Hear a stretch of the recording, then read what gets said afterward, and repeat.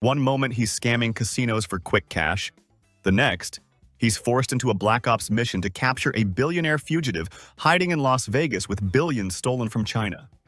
With his best friend held hostage and only a smooth-talking conman, two unpredictable women, and a washed-up Hollywood director by his side, he dives into a world of dangerous seduction, brutal betrayals, and outrageous cons where every gamble could be his last. If you enjoy wild stories of high-stakes gambling, betrayal, and over-the-top twists, make sure to hit subscribe and turn on notifications. I've got plenty more insane recaps coming your way. The movie opens with King sulking because Ching, Dragon's sister, has left to study in Canada. He misses her deeply. What bothers him even more is that she moved so far away just to study forest management. It makes no sense to him.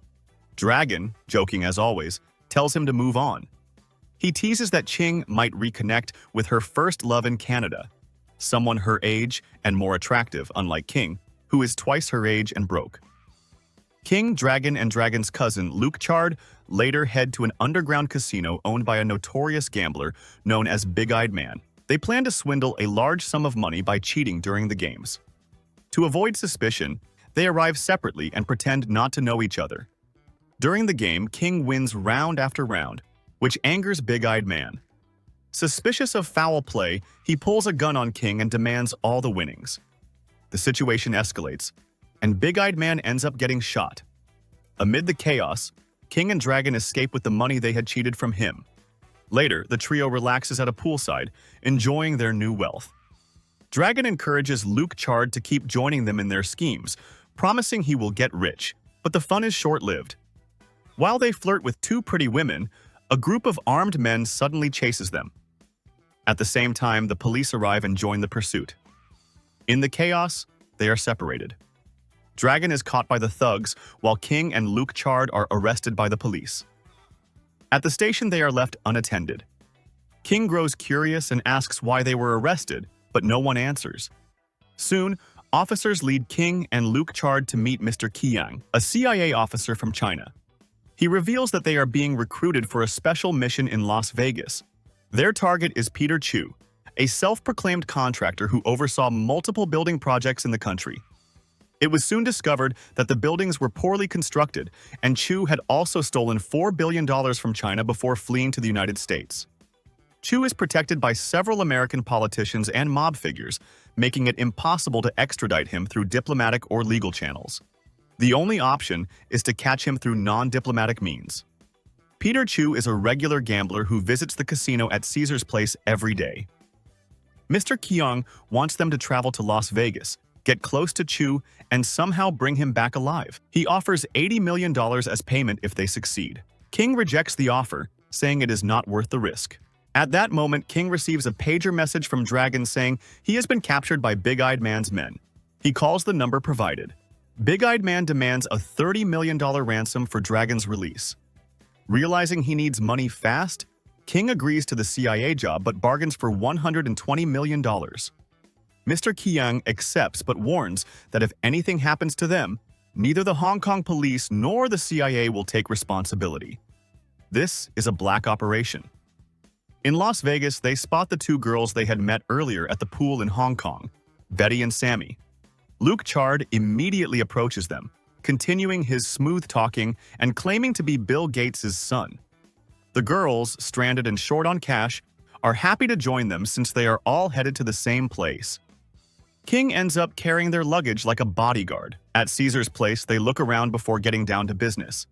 Luke Chard sends the girls to wait in the hotel room.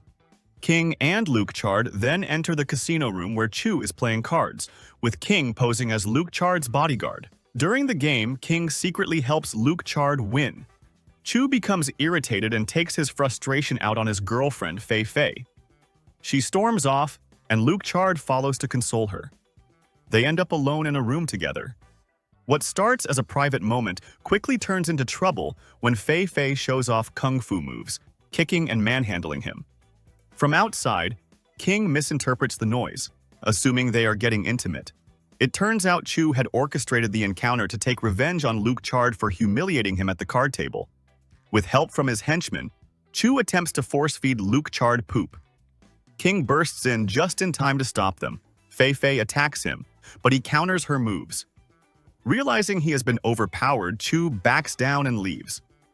Knowing Chu will be difficult to handle, King seeks help from his friend Handsome Wu, who lives in the city and works in Hollywood as a movie director. Their plan is to use attractive women to seduce Chu and sleep with him while they sedate and capture him. While at Handsome's place, Betty and Sammy walk in. Betty's beauty immediately captivates both Handsome and the actor in the room. Handsome tells King he already has exactly what he needs. King decides to test Sammy's skills himself to see if she can handle the job. She performs even better than expected, forcing King to fight hard to maintain control. Thanks to Handsome's intervention, the situation doesn't go too far. Handsome then gives King a videotape he received anonymously. In it, Dragon is seen in a horror movie-like setting, begging for King to save him. King also receives a call from someone threatening to kill Dragon if their demands aren't met soon. This pushes King to get serious and move forward with the mission. Later that night, King and Betty arrive at the casino. When Betty spots Chu, she panics and runs away. King follows her. She admits she has liked him since first seeing him at the pool. She asks if he feels the same, and he confirms that he does. She questions why he would send her on such a dangerous job, worried she might be assaulted. King assures her they will protect her. They share a passionate moment before she regains her courage and returns to the casino. Inside, Betty joins Chu at the card table, instantly drawing his attention and sparking jealousy in his girlfriend. Moments later, King and Luke Chard arrive. Luke Chard slaps Betty and orders her to leave with them. Chu scoffs that such a beautiful woman shouldn't be with a punk like him. Luke Chard replies that he learned from the best, Chu himself. Later, during a magic show, King and Luke Chard arrive with the girls. Using the magician's tricks, Chu manages to get Betty alone and escorts her to his presidential suite. He gushes over her as she plays along. He enters his secret chamber to open a safe filled with cash and valuables. Fei Fei follows, prompting him to remind her of his strict rule. He hates being interrupted while opening the safe. If the wrong password is entered 3 times, the safe will supposedly trigger high heat and destroy its contents. But Fei Fei isn't fooled. She knows he could recall the password in his sleep. Chu retrieves a ring from the safe, and Fei Fei finally snaps. She's furious that he's giving it to a woman he just met instead of her. She reminds him that she helped secure the $4 billion and doesn't deserve such humiliation. Chu raises his hand to hit her, but she blocks him and reminds him of her strength. He tries to reason with her, urging her to be more generous. Chu insists she belongs to him forever and says he only wants to have a little fun. He plans to give her the ring to impress her for a few days, then steal it back and return it to her later. Chu returns to Betty and gives her the ring. He tries to persuade her to stay, but Betty says she can't. Her boyfriend is powerful and will kill her parents if he catches her. Instead, she proposes they meet secretly at a motel the following night when she can sneak out unnoticed. Chu is mesmerized and excited.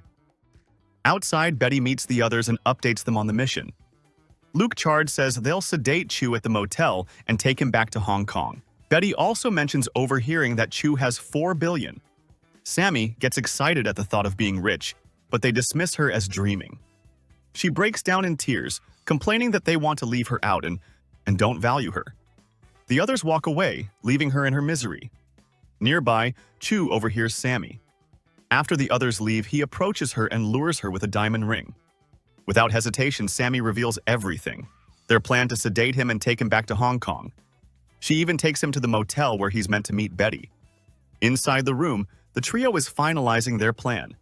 Meanwhile, Chu is in his car with Fei Fei and Sammy, listening in on their conversation. Chu feels confident he's 2 steps ahead. Or so he thinks. Chu instructs Fei Fei to deal with King and the others. Back in his suite, he flirts with Sammy, warning that if she weren't pretty, he would have eliminated her too. Suddenly, King, Luke Chard, and Betty appear, catching him off guard. King attacks without hesitation. Meanwhile, Fei Fei and his men arrive at the motel, only to realize they've been tricked. They quickly head back to Chu's house. Sammy leads King and the others to Chu's safe. King points a gun at him, demanding the password, but Chu refuses. Believing they won't kill him because they need him alive, he acts cocky, waiting for Fei Fei and his guards to rescue him.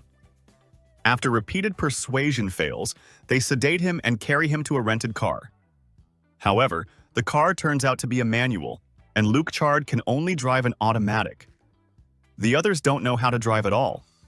They argue among themselves until Chu, who has been pretending to be unconscious, can't help but laugh at their foolishness. Eventually, they abandon the car and hire a taxi to the airport. King leaves to book a flight. Meanwhile, Chu has secretly alerted his henchmen and Fei Fei. King spots them in the terminal and quickly turns back, realizing it will be impossible to board a flight without being seen. He decides they should head to Los Angeles by bus and catch a flight from there. On the way, Chu offers King $800 million to let him go, assuming they are kidnappers. He tries to tempt them with a sum that the person who sent them might not possibly match. Luke Chard and King try to silence him by hitting him, but Chu starts shouting that they are kidnappers, startling the driver and passengers. Knowing the driver will call the police, they decide to get off and continue on foot. Unfortunately, they find themselves in a desert. 4 days later, they are still wandering without reaching anywhere. Hungry, thirsty, and exhausted, their situation worsens when Chu is bitten by a poisonous snake. Luke Chard manages to suck out the venom, saving him, but his lips suffer for it. Eventually, they spot a lonely gas station and rush toward it. They frighten off the people inside so they can help themselves to food and money, as they have none left. Chu seizes the opportunity to escape, jumping into a pickup truck.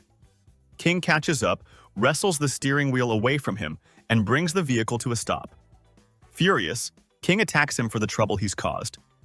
Amid the chaos, Luke Chard is bitten by a snake. This time, King hesitates. Unable to bring himself to suck out the venom, he attaches a vacuum hose to the wound and hands it to Luke Chard to do it himself before they continue their journey.